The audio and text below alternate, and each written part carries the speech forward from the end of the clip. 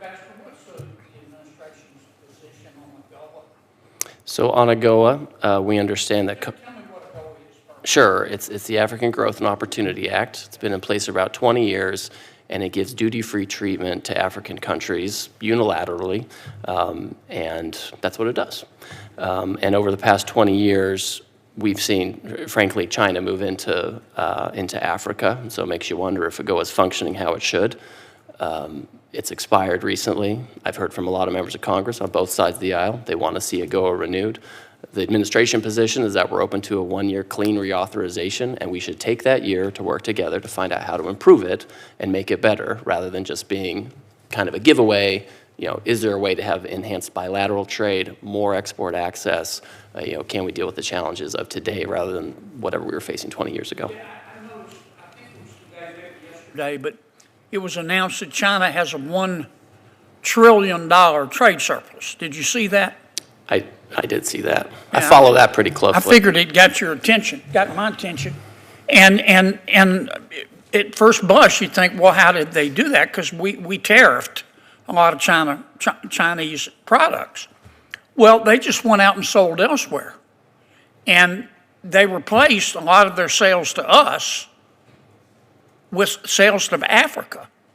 In fact, their trade with Africa increased more than it did anywhere else. Did you see that? I didn't have the specific numbers, but it doesn't surprise me. Yeah, what does that, I mean, what does that tell you? Well, what this tells me, well, on the one hand, you have China that has its own 5-year plans, where Right. their whole goal is just to export more and more. Last year, they had about $1 trillion surplus too, so unfortunately, it's not news. What it tells me is that, you know, the United States and others, we need to take actions. You know, our trade deficit with China went down, and it's going down this year. So, Sure. so we're going the right direction with China. You know, but it means that we need to, if we're going to have AGOA again, we need to figure out how to make it more effective so this dynamic doesn't happen. Yeah. What are we going to do about South Africa as part of AGOA? Well, I mean, South Africa is clearly not America's friend. That's correct. You know, we've had some conversations with the South Africans when it comes to trade, and again, there are a lot of kind of foreign policy issues that I don't get into with South Africa, but when it comes to trade, they have a lot of barriers, you know, not just tariffs, but non-tariff barriers, et cetera. We've made clear to the South Africans that if they ever want to have a better tariff situation with us, you know, they need to take care of these tariffs and non-tariff barriers. They're a real economy, they're a big economy, right? You know, they have an industrial base, they have an agricultural base, they should be buying things from the United States. But if you extend AGOA for 1 year without reforming it, that's going to benefit South Africa, right? I mean, it could. I would say we have a 30% reciprocal tariff on South Africa right now, which is much higher than the rest of the continent. So we'll control for it a little bit. But I think South Africa is a unique case. I agree with you, if that's your point. Don't you think we ought to separate South Africa and AGOA? I mean, I'm happy to consider that, right? I mean, Congress has come to me and said, we want AGOA. And I think if we're going to have a giveaway, we need to figure out how to improve it. You know, if you think that we should give South Africa different treatment, I'm open to that because I think they are a unique problem. Well, they're a unique problem for America. Correct. I mean, they're our enemy right now. I mean, they're buddies with all of our enemies, and they've been very critical of the United States. That's exactly right, and that's why they're actually, you know, treated in a much different way. Most of the African continent, sub-Saharan Africa, has just a 10% tariff, and South Africa has a 30%. All right, I've only got a minute left. I want to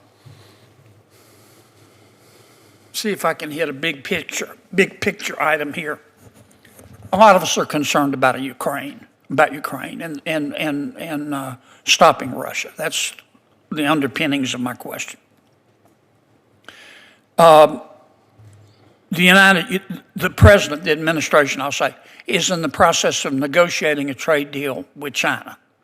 Is that fair? Yes. And the negotiations are tough, right? I agree. And we've made some progress. Is that correct? Yes, sir. But we're not there. Right. And things are sort of finally balanced in terms of us confecting a deal that's good for America. Yeah, we're getting the rare earths, we're exporting our ag again, the trade deficit's going down, we're going the right And this is a high priority for the administration, is that right? It's very high. Okay, given those circumstances, what is the likelihood that President Trump is going to support the bill to place massive sanctions on China for buying Russian oil?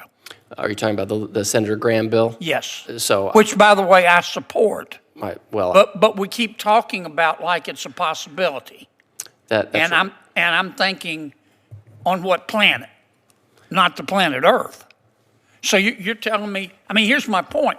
You're going to spend, the administration spending all this time and work confecting a trade agreement with China, and as soon as you get it done, we're going to blow it up.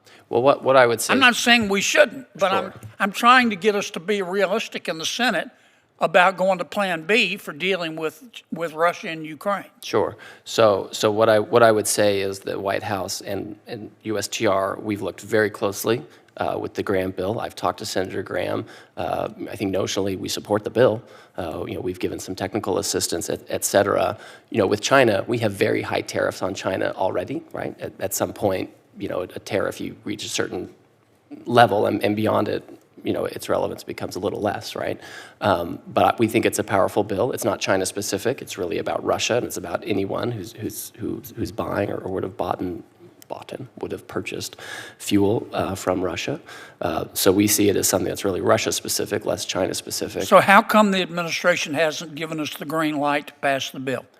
You know what? After this, I'll go talk to James Braden, James Blair, and say, what's going on, guys? Because you understand we're not going to pass it until the president Oh, I says it's understand. okay. I'll go back and we'll talk about where we are on it because we've been giving technical assistance and we've discussed it internally. Yeah, I just don't want us to waste any more time on this subject. We need to go to Plan B. Some of us are worried about Ukraine and pushing back on Russia, and there is a Plan B, but we're not going to go to it until as long as we keep dancing around this issue of realistically whether the president really is going to blow up a trade deal with China by giving us the green light to pass this bill.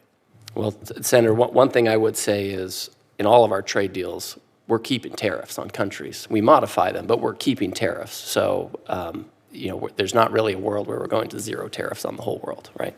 And even China, I think, part of our deal is we have some tariffs on them and, they have some restrictions on us. It's a managed trade situation. So I think, and again, the bill, my understanding isn't, you have to go to 500% on the whole world all at once. I think there's some discretion in there. But again, I'll go back to White House Ledge and we'll talk about it and give you an update on where the White House is on that.